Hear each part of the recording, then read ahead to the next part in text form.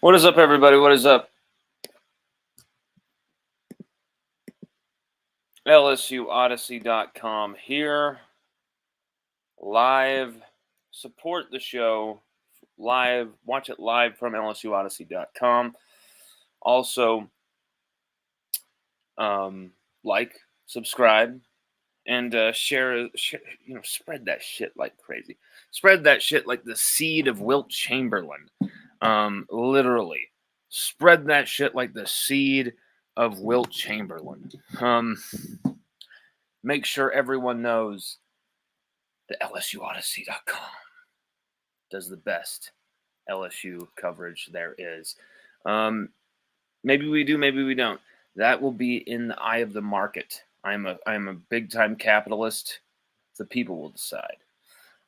What we will try and do for you is give you the best and give you it first, and see if you guys can go from there and take your fanhood to the next level. And that's really what we try and do here at LSUOdyssey.com. So how is everybody doing on this Sunday? How's everyone doing on this Sunday? Any big news? Any big rumblings going around for LSU? I'm not sure if I heard anything. I'm not sure. Oh yeah, LSU. That's what it was, right? Almost forgot. LSU, another big injury. Whoa. This literally to another dude who has earned this the right way. I mean, really, it shouldn't be the right way is to wait 3-4 years for an opportunity. That's bullshit. It's really you appreciate how he handled himself while doing it, kind of on the fringes, and how he never was a bad teammate, never sold his teammates out, always fought, always battled, and got better. Not just in the words of Brian Kelly, but you could see it. He was a better player as he went in and into the senior year. He looked good versus USC. He looked solid versus USC when you go back and you watch the film. And he was starting to look, there was some good plays. There was some not so good plays at the start of the Nicholls game. Everybody on the D-line was struggling, Guillory included, but with him, you're a better team. And suddenly he goes down, and very quickly it was expected to be something bad.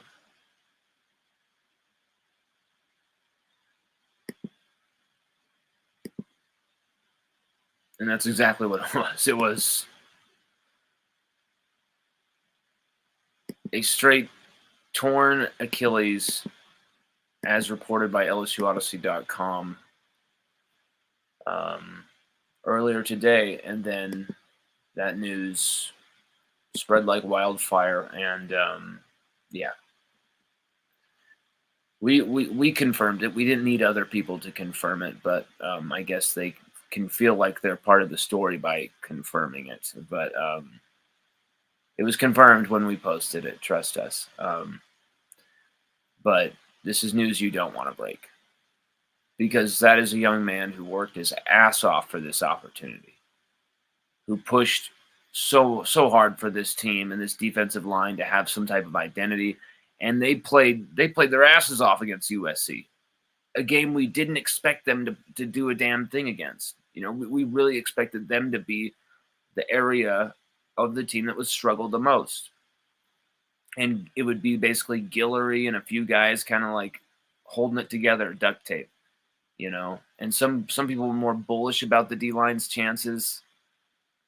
But if you had told them we're going to lose Jacoby and Guillory as well in week 2, I don't think they would be very, bullish about the D-line's chances, because you're losing such an anchor. You're losing such a key player.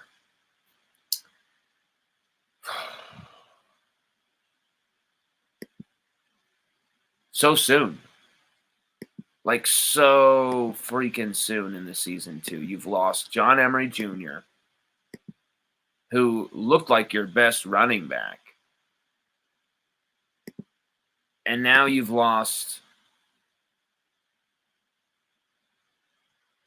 your number one defensive tackle, your anchor defensive tackle.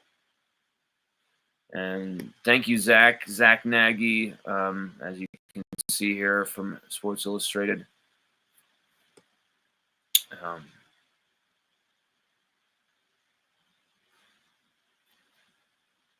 Just terrible news. I remember when someone told me that. Of course, I remember it was last night. I remember when last night. But when I heard this last night, I was like, God damn. Like, I knew it was going to be bad. I knew, but I didn't think he would be out for the full season. I thought maybe Guillory is going to be out a few games. And maybe we're not going to have him for South Carolina. We're not going to have him for UCLA. You know, maybe don't have him for Ole Miss at the most. You know, and then you're going to have him for the second half of the season at least. Something like that. I expected maybe the worst case scenario to be Jacobian Guillory, you know, hardcore sprained ankle out 4 or 5 weeks. But when the source, I'm like, what's going on with Jacobian Guillory's ankle? And they were very quickly like, it's not his ankle. It's not his, it's a torn Achilles. And I was just like, oh my fucking God. Done for the season, of course. And oh my God, this is, it's just a very bad place for LSU to lose a player right now. Very, very, very. I mean, he was going to be your anchor this year. A guy that you saw him in fall camp be absolutely lit up into it. Getting into people's faces, starting fights, starting brawls, not letting anything get past him, get past him or get through him without some type of say-so, without him lowering some type of boom, giving you some type of pain. And Jacobian Guillory was someone that you felt like, okay, no matter how poor LSU's D-line might perform this year or just how, depth-wise, how few guys we have to call upon, he's going to be that guy who's going to make a play at any given moment. He's going to be able to provide that 3rd and 1 run stuff. He's going to be able to bat that pass up in the air, cause that pick, He was making some brilliant plays throughout fall camp. Plays where he's creating turnovers by batting passes up in the air. Guys are picking them off, stripping the ball right there in the wash. Everything is just in this complete chaos, and he emerges through the chaos, just stripping the ball out from someone's arms. I'm trying to remember who the running back was. I think it may be Josh Williams who he stripped the ball from. But listen, the numbers have changed so many times. I'm like, was that 27? Was that 18? Who the hell was it? Like, I think it actually may have been John Emery Jr. who he stripped. Yeah, because it was 22. Yeah, so it was John Emery. Yeah, so he stripped John Emery Jr. in fall camp. So like, this guy was creating turnovers. He was doing all sorts of stuff. He was causing all sorts of havoc, and you saw him being stout at least through the USC game. Nicholls, hot or cold, whatever. You needed Jacobian Guillory this season. You needed Jacobian Guillory. And you didn't just need him. You needed him to have a great season this year, too. And things were looking in that direction. Things were looking to be... You at least knew you could count on him this season. You know what I'm saying? And now he's done. He's done for the season. And this is a guy who was in year 4. Or sorry, yeah, 2020. He gets hurt his freshman year at some point. 2021, 2022, 2023. Year 5. So he'll be coming back for year 6. If, yeah, most likely coming back for year 6. Stunning stunning developments, and just another thing that adds a bad taste to your mouth with this game. I think I overreacted. In some of my criticisms of the coaching staff, where, yes, the game was disjointed. The game was ugly. The game, we coasted. They were using as many of their players and so much rotation to kind of see who they have ahead of the SEC opener. And so that hyper experimentation lends itself to a game looking disjointed and bad plays happening left, right, and center sometimes, and things not having, sides of the ball not having any chemistry. Excuse me. And things were looking just really piss poor, disjointed. And the more I watched the game, though, I saw, okay, I understand they were using as much of their personnel as possible now. And I can see kind of more of where they were going with that and why the game was so disjointed and why maybe the experimental stuff they were doing lended itself to the game being, how do I say this, terrible to watch. But let's not sugarcoat a turd. That was still a very poor LSU performance. There's no way around it. And yes, we've seen LSU, how, for lack of a better phrase, fuck around with small schools before. Losing to Troy, having these weird games against Furman. Yeah, I can think of a lot of random different examples where it was like, what is going on? Like, destroy this team,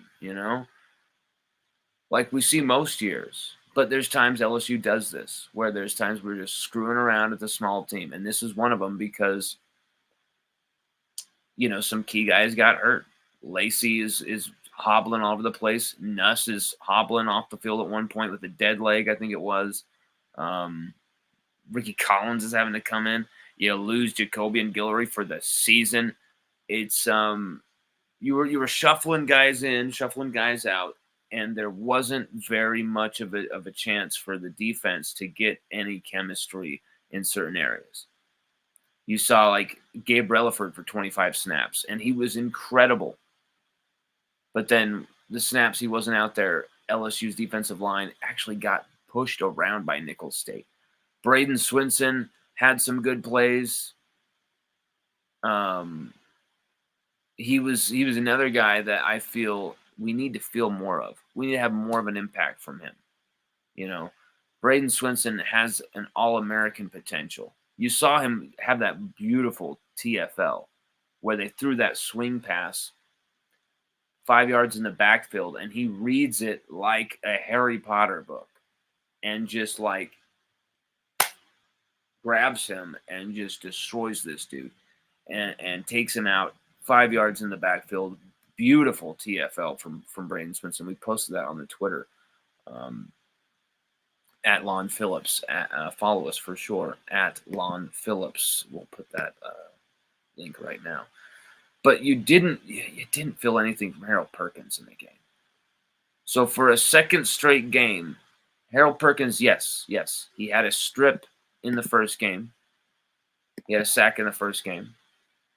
And I believe maybe a TFL in each game. But we haven't really felt Harold Perkins.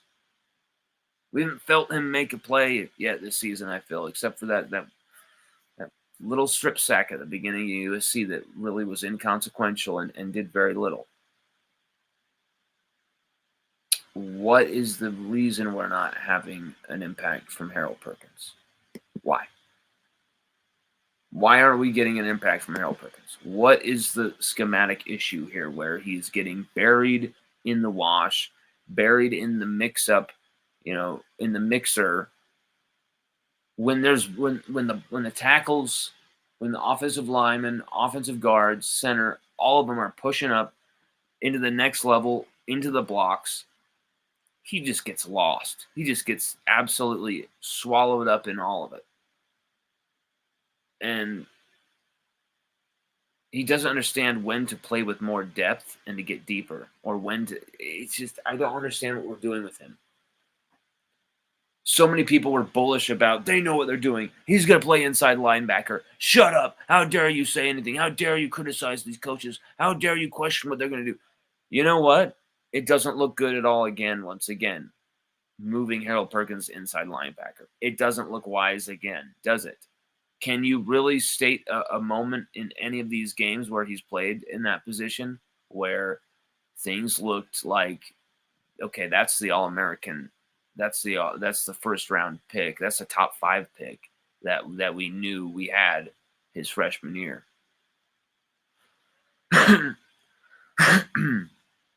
The answer is hell no. And I'm not saying you put him as a pure edge rusher. You move him all over the place. You don't just keep him in the middle as this inside linebacker that he isn't. Whit Weeks should be your inside linebacker. Okay? And then you play Harold on the outside. I don't understand why that is so difficult. And it's because it's about, well, no, he deserves this title of inside linebacker. It's like, well, he can't play the title of inside linebacker. So what are we doing here? Are we trying to prepare him for the NFL, or are we trying to win games? Because he can learn the linebacker position at the NFL. Hell, it could probably be taught better to him at the NFL even, maybe.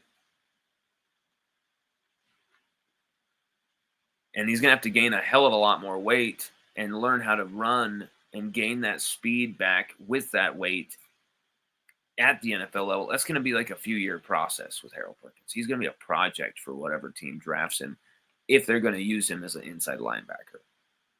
If you want to use him as a Micah Parsons-esque destroyer on the edge who can also be used as a nickel cover guy who can blitz from the inside if you have some smart A-gap clean out, setup type plays where your DTs are just mauling the guards and clearing a path, clearing the center out, clearing a path for Harold, that can work. It's just, man, we're not able to see the best of Harold Perkins in any way, shape, or form. Whether it's him shutting down guys in coverage, which we saw last year where he shut down Luther Burden. Luther Burden had like over 100 yards, a touchdown, and almost 10 catches in the first quarter against LSU last year playing for Missouri. And then after that, I believe he had 1 catch or 2 catches for 4 yards. Harold Perkins absolutely shut him down and ate him alive, was guarding him the entire 3 quarters after that. We charted the entire thing, posted it on Twitter back in that day. Let's look that up. And he shut Luther Burden down, absolutely handled him. So why not use him in that type of way if that's going to help LSU the best?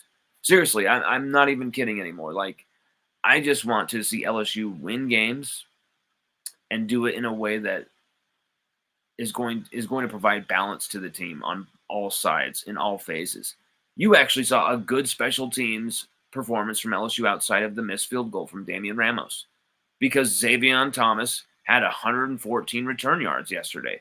It really went a long way in helping LSU clean up from the penalties and some of the lost time of possession and be able to win that game, because we were handed such advantageous field position by Xavier Thomas on a few of those possessions. That 58-yard return was just absolute brilliance right when LSU needed it most. He almost broke one for a touchdown in his first ever touch as a Tiger there in Vegas at USC. We had the perfect angle for it in the press box. And I'm like, oh my God, he's got a lane. He's got a lane. Oh, what a tackle. You could see he was gone, and he had a few people that were going to be leading the way, and he just gets tripped up right at the moment. USC did that a lot in that game, where it was like, Aaron Anderson, he's in space. Oh, no, he's not. Like, they'd shut it down really quickly. Credit to USC. Team we still should have beaten, but credit to them. However, this is Nicholls State. LSU should be stomping Nicholls State into the ground. like complete respect to Nicholls State. Complete respect. LSU should be beating the shit out of you guys. Don't you agree?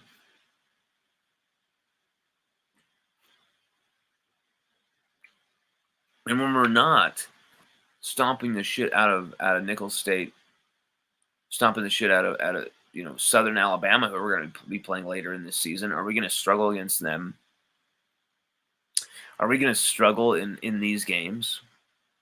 I'm not too certain. I think LSU will be fine. I think LSU are going to be fine in the context of we're not going to be losing 6-7 games this season, some crazy thing like that. At the worst, LSU are probably going to lose 4 games here. And I think it's going to come down to close games. I think it's going to come down to lack of discipline. I think it's going to come down to some coaching errors that just they seem to not get out of their system. They did not start Whit Weeks yet again. And I understand he came in on the first drive, which is fine. He played 39 snaps. He actually was allowed to have a presence in the game. Fantastic. That's a big-time improvement. Playing Sage Ryan at free safety instead of corner. That's a big improvement. Playing P.J. Woodland at corner, bringing him off the bench. That's a big improvement. You guys understood that, this isn't working. We got to change something. And you guys actually didn't wait until you're losing against Nicholls State or something crazy like that. You made the change. And so I applaud that for Blake Baker and Corey Raymond and Jake Olson. And for safety as well, really being able to make those changes at safety, bringing Jordan Allen and having Sage Ryan together at safety, which is news we broke on Thursday. We posted LSU would have these lineup changes Thursday night. No one, I don't think, believed us. And even we were kind of like, what? When the lineups were announced, it's like they said Garrett Dellinger's going to start. They said that Kylan Jackson and Deshaun Spears are going to start at safety. What? And I think it is totally Kelly just trying to screw with opponents, maybe the media, who knows. But that's what that's what happened to us with the Chris Hilton Jr. News the other week, where he had Chris Hilton Jr. on the lineup. So it was very strange, very bizarre, but it turned out exactly how we posted on the lineup changes article. We'll even show that right now for proof. Here's LSUOdyssey.com right here. It's a little slow. I've got a lot of tabs open. Let's close some of this shit.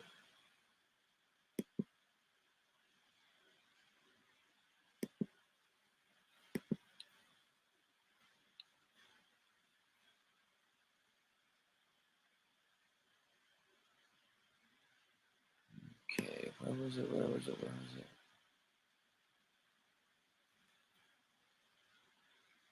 What were we going to look up? Holy shit. I was like, oh yeah, the lineup changes. Here we go.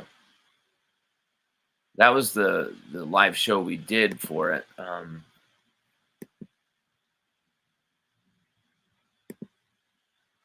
3 days ago, LSU lineup changes afoot for Nicholls and beyond. Okay. And you can see no update. There's been no changes to the article. It hasn't changed. When was it published?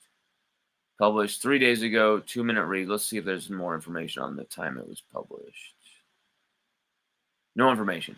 But when I update an article in any way, shape, or form, if I even go into the document to do anything, press the space bar button once, it logs it as an edit and it puts updated. This time, this is not this time.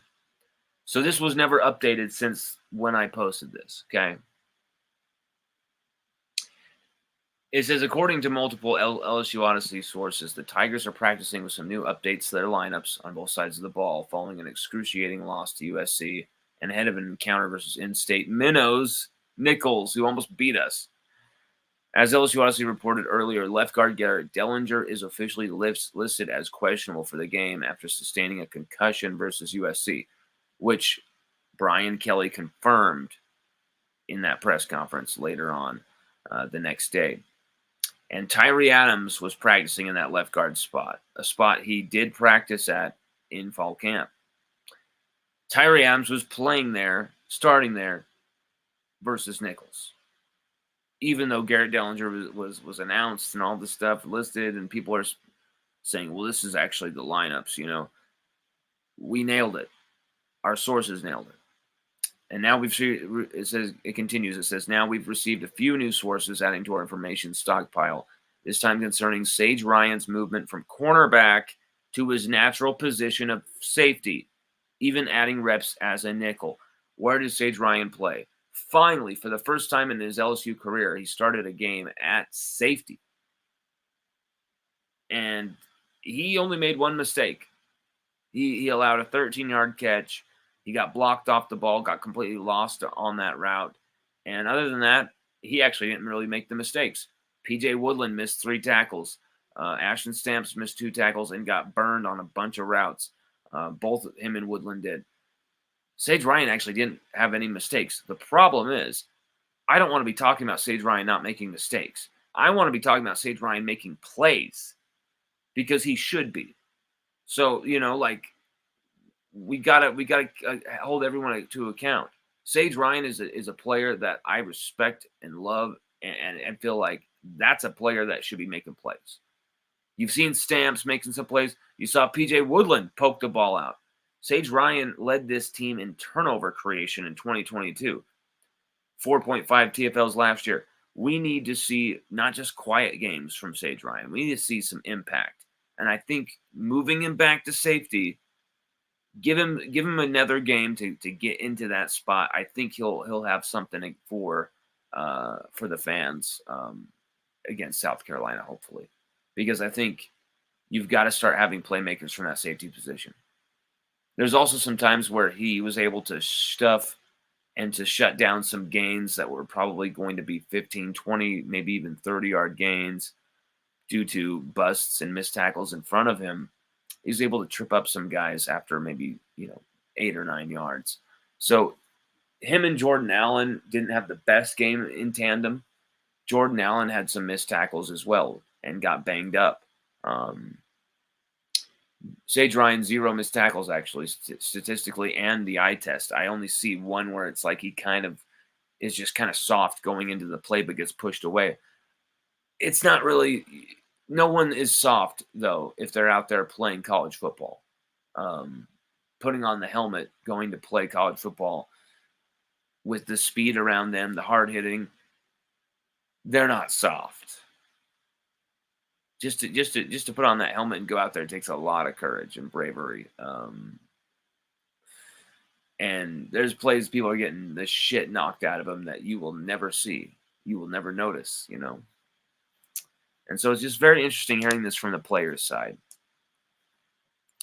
And, maybe I overreacted. Maybe I got way too critical last night. But I just felt like this is a team that needs a wake-up call, And I knew the players, if they're going to listen to anyone in the media, maybe they'll listen to me because they talk to me. And so it was like, let's see if we can send a message. And message received, I'll say that.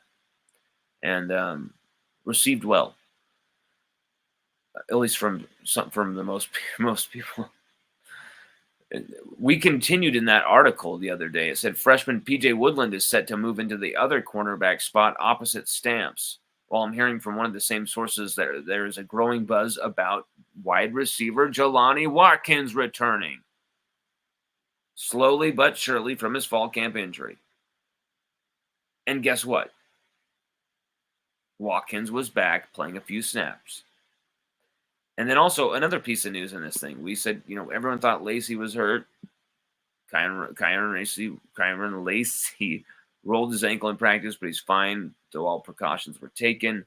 Rumors of a Lacey injury had a sliver of truth, just not the whole kernel and not the right context. And he was good to play for the game. But guess what? You could tell that his ankle was, he had a little something going on. And So, yes, as it appears, this information was absolutely dead on. We're also receiving word that linebacker Whit Weeks will see his snaps double versus Nicholls, supplying the Oconee High product a chance to really make his mark and send his name to the top of the list. Guess what? He played 21 snaps in week 1. He played 39 snaps last night. So his snaps literally almost doubled, just 2 fewer than double, 3 fewer than doubling. So that's really, this article is on the money, like, as it could be.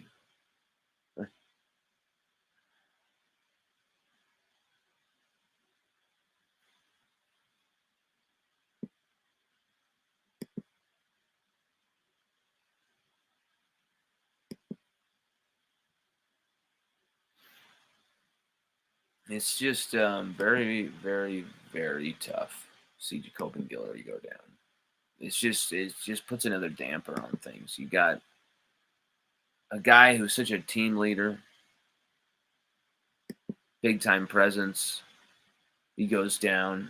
John Emery Jr., a guy you were rooting for, goes down. Chris Hilton Jr., another guy a lot of people are rooting for to have that season finally. He hasn't even played a snap this season. There's just and we posted a thing where I wanted to talk about this as well. Brian Kelly said, let's just show you what he said. I don't want to, mess the quote up or anything. I want to explain exactly what I meant in talking about this. Because it's been, I think it's had a lot of interesting takes back and forth where people have been either against what we said or liked what we said. So it's been kind of interesting. Okay, Brian Kelly says this.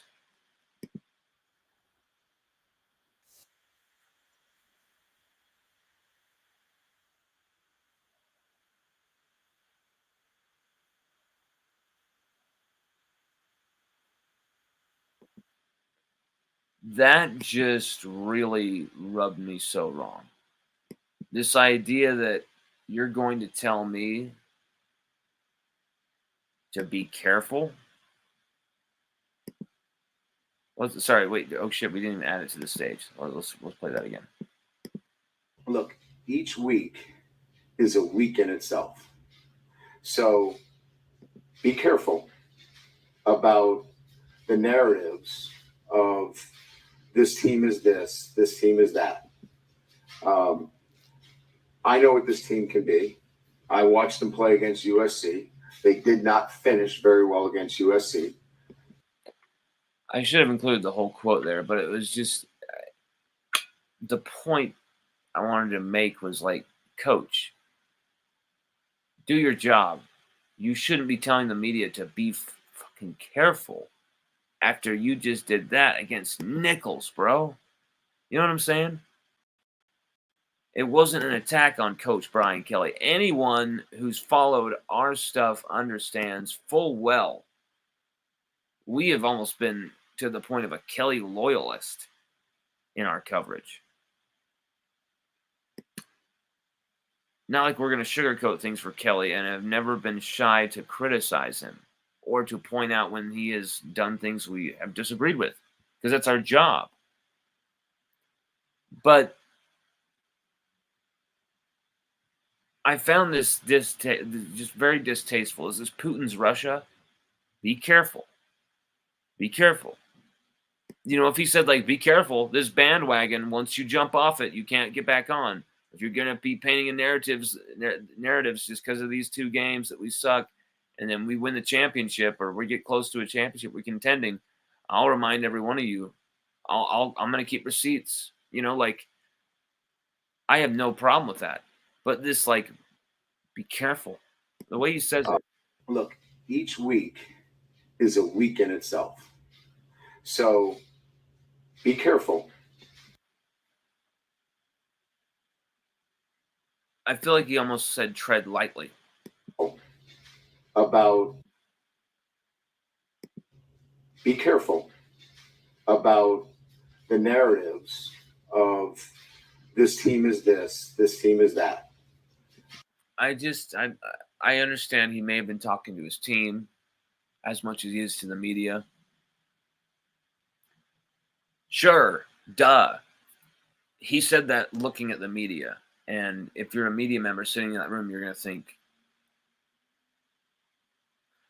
well, maybe I shouldn't say this team just sucks and they look like shit. Maybe I should kind of understand that maybe things are kind of taking a slow pace to get put together, and it's taking a second. It feels like we're lowering the bar, and it feels like we're lowering the standards of where LSU should be. And I understand the mess Coach O left us in 2021.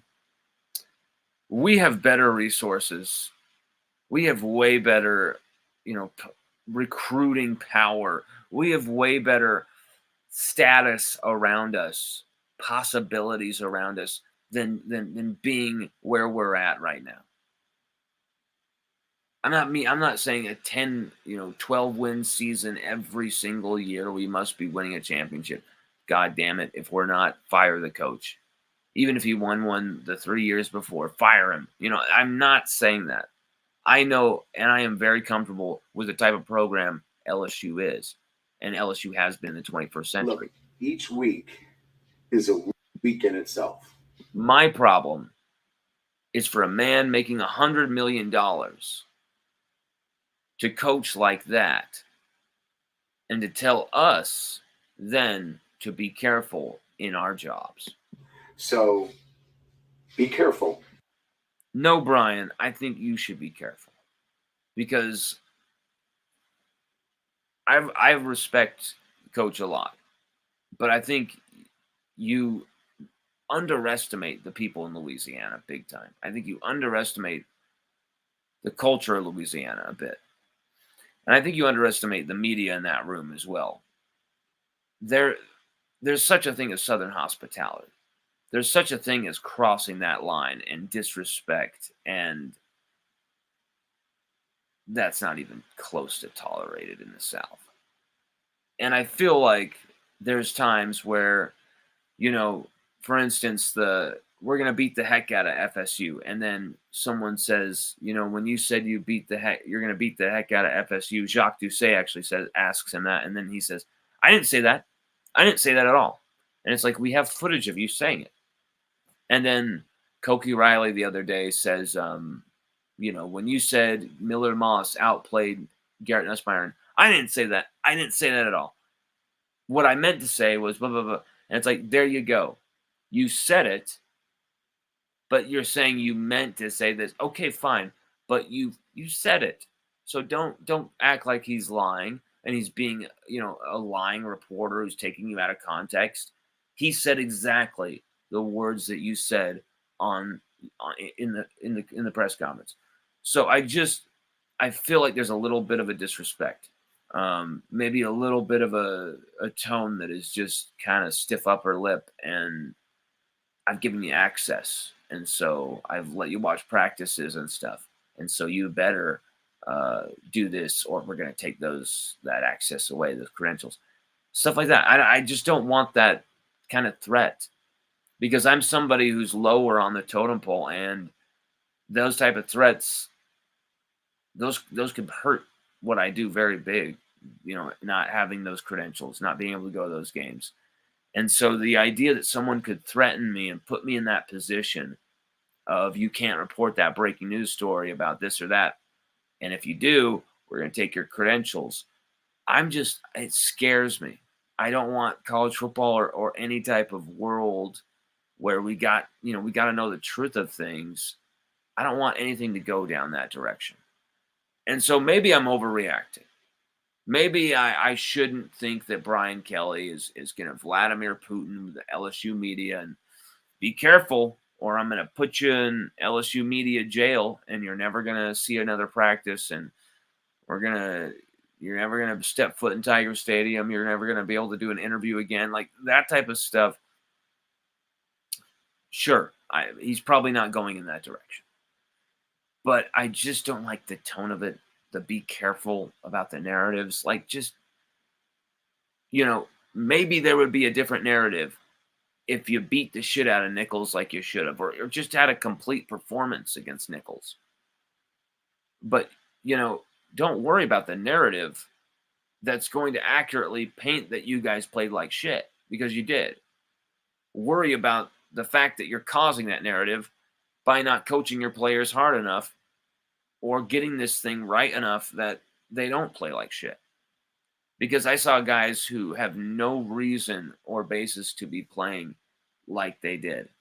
They should be absolutely succeeding, excelling every single play with that team around them. And really, you only saw a few guys really shine in the game the other day. Garrett Nussmeier, of course. Garrett Nussmeier. I mean, is he like, he is an absolute dream. He is an absolute dreamboat quarterback for LSU. I don't know how you would want anyone else right now leading that team. Because what we require is a gunslinger right now to win games for LSU. We are going to need a gunslinger to win any games this season. We're going to be a lot of close games. We're going to need a gunslinger.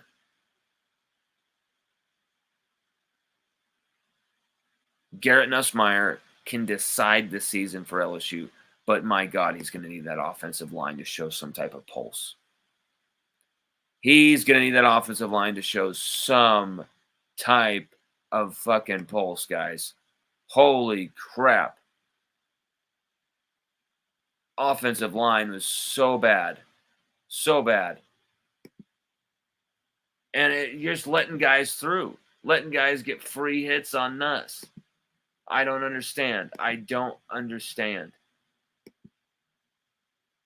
Letting guys go right in, hits on the quarterback, hits in the backfield. The running backs literally have two guys at their feet.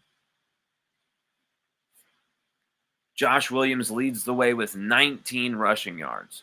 LSU rushes for 116 total yards over 2 games. Caleb Jackson has 33 rushing yards from 14 carries in 2 games. And someone online was making some excuse of, well, he's going to need more than 14 carries to. And I'm like, dude, no. Last year, Caleb Jackson made angel dust out of just a couple little catches here and there, a couple little touches. And I'm not expecting that again. But maybe giving him this assignment to gain 35 fucking pounds is maybe a little too excessive.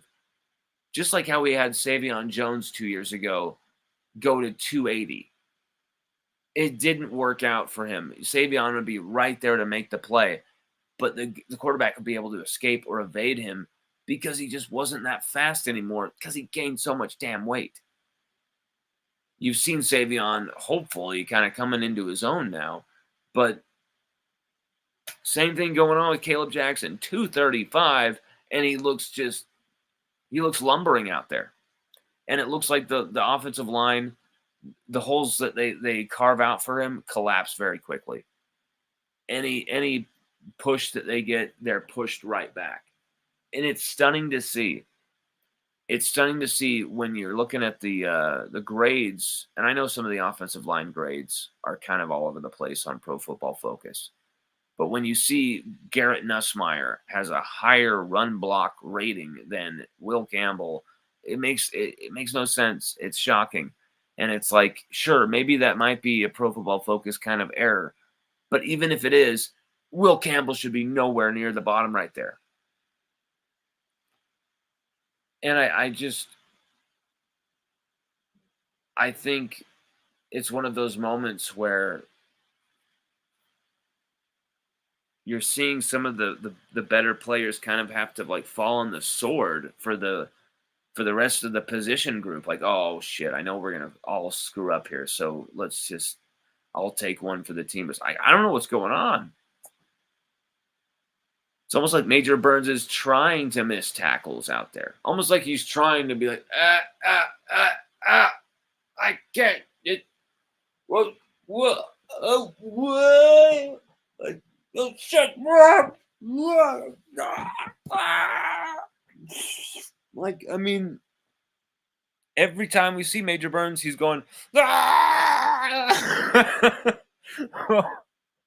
what the hell, dude? Get him to the fucking ground, man. Get him to the fucking ground. Like, Sage Ryan weighs however many pounds less than Major Burns, and he's able to get these guys to the ground. I will literally watch the film. He was able to clean up plays that Major is missing. Like, what is going on here? Major's almost like a pseudo linebacker in size. What the hell's going on?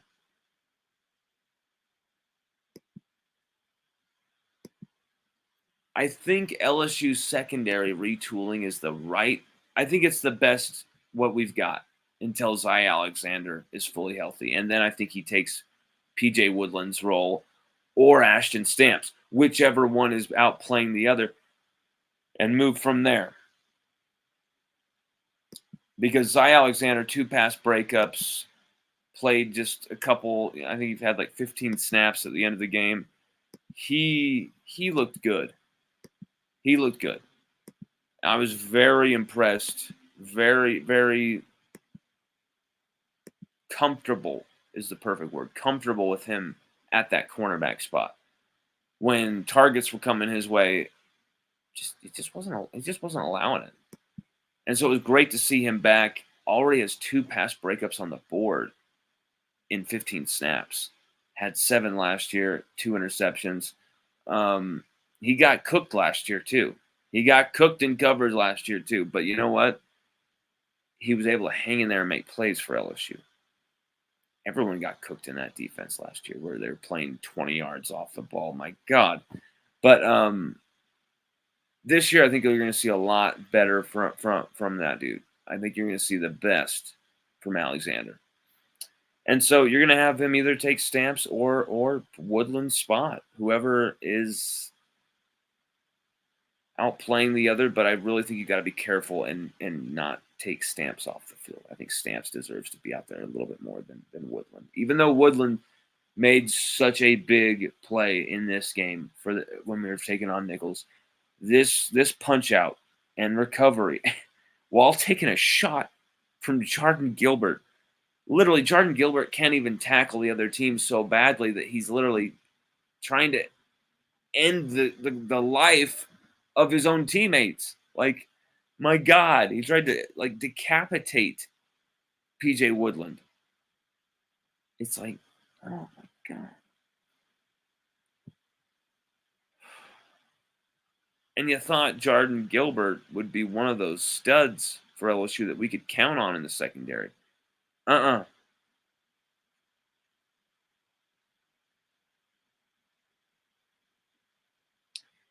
Seems like we'll be talking more about the game, and we think you should absolutely check out our LSUOdyssey.com article, LSU hobble to victory, the Nicholls State article. If you really want, I think, our best coverage, our best analysis of that game, it's right there on LSUOdyssey.com, which we got in the background.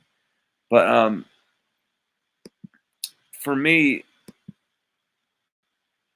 what was really interesting also today is seeing Malik Neighbors in his first NFL game, 5 catches, 66 yards, did not reach the end zone as the Giants got absolutely mauled. Just scored 6 points, got destroyed. Who do they lose to? Ravens?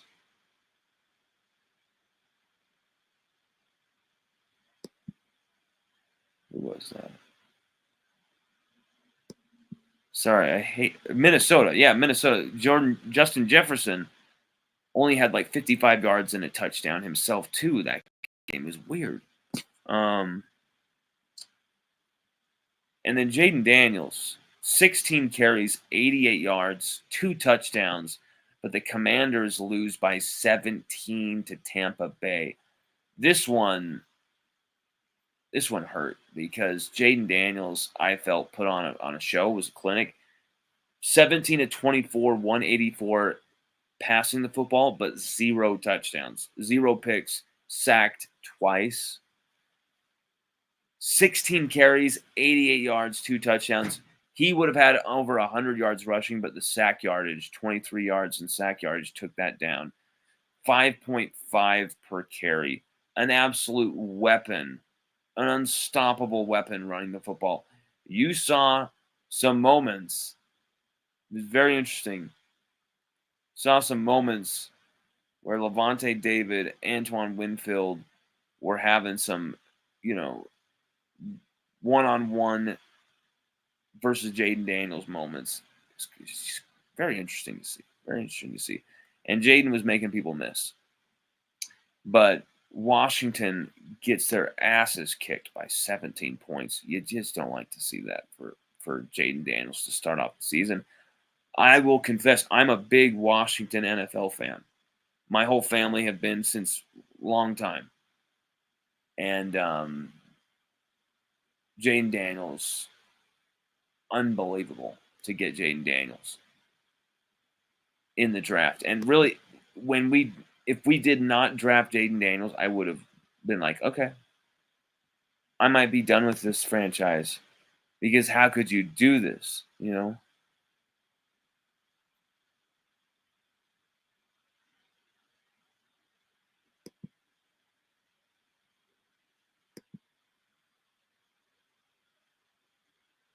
Let's see what Brian Thomas Jr. did tonight.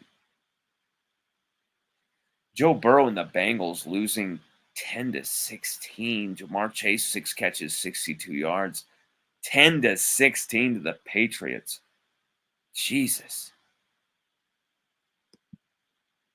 Saints have a big win, as we were seeing earlier, 47-10 over the Panthers. Tyrann Mathieu with a beautiful fumble recovery. Man, Tyrann Mathieu is just endless, beautiful greatness.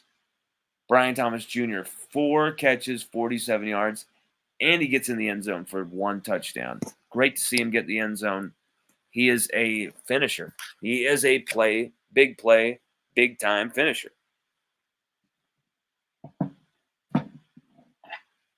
Mekhi Wingo set to take on the Rams, playing for the Lions tonight. Hopefully he kicks some Rams ass and dominates. That would be beautiful to see. Let's see what Mason Smith and them did. Mason.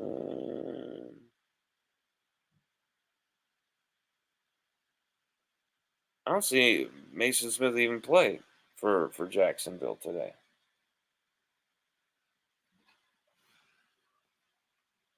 Huh. Maybe I'm missing something. I'm always so dialed in with LSU stuff. That was your NFLSU roundup from LSU Odyssey, courtesy. Everybody, thank you so much for following our coverage this entire weekend. And we'll be rolling it all year, all season long. You get it here from us 24/7, the best for the best fan base in the country, LSU Tigers fans.